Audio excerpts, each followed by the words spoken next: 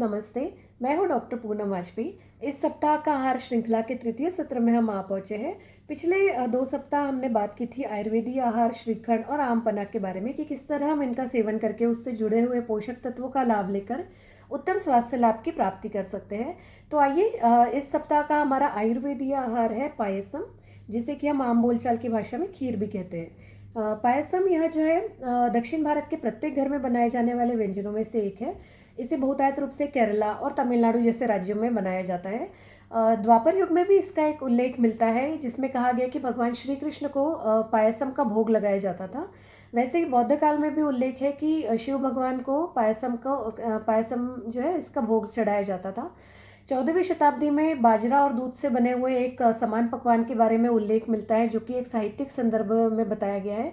और यह जो व्यंजन है गुजरात में अधिक तौर से बनाया जाता है।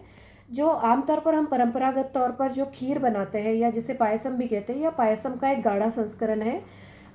फिरनी यह भी एक अन्य संस्करण कहा गया है पायसम का, जो कि एक फारसी नुस्खा है जिसमें वे इसे और ज़्यादा स्वादिष्ट बनाने के लिए सूखे मेवे या ड्राई फ्रूट्स का भी इस्तेमाल करते हैं।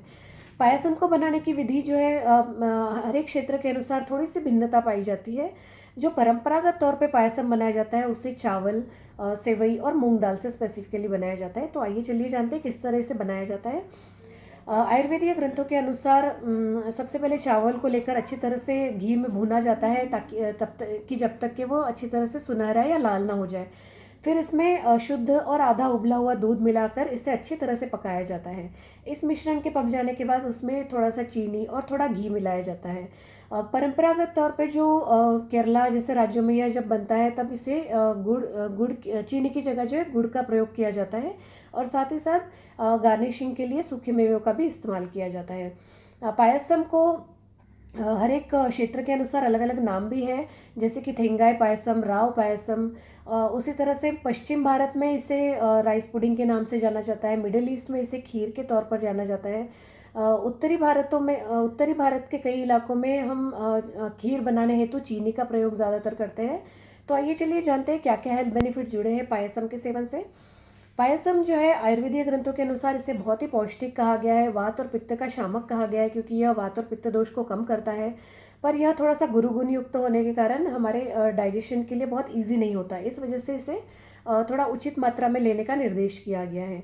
साथ ही साथ एक और उल्लेख मिलता है जिसमें कहा गया कि षष्टिक चावल यानी कि 60 दिन में जो उगने वाला धान या चावल होता है उससे बनी हुई खीर गर्भावस्था में गर्भिणी को हम दे सकते हैं, क्योंकि गर्भावस्था के प्रथम 3 महीने में गर्भस्थ शिशु का विकास हो रहा होता है, उसकी हड्डियों की संरचना का निर्माण हो रहा होता है। उस वक्त पायसम अगर किसी चिकित्सक के देखरेख में, चिकित्सक के निर्देश अनुसार अगर हम देते हैं तो निश्चित ही यह पायसम जो है कैल्शियम, मैग्नीशियम आदि पोषक तत्वों से युक्त होने के कारण हड्डियों के ढांचों के निर्माण में और विकास में सहाय करता है, ऐसा हमारे आयुर्वेदिक ग्रंथों में उल्लेख मिलता है।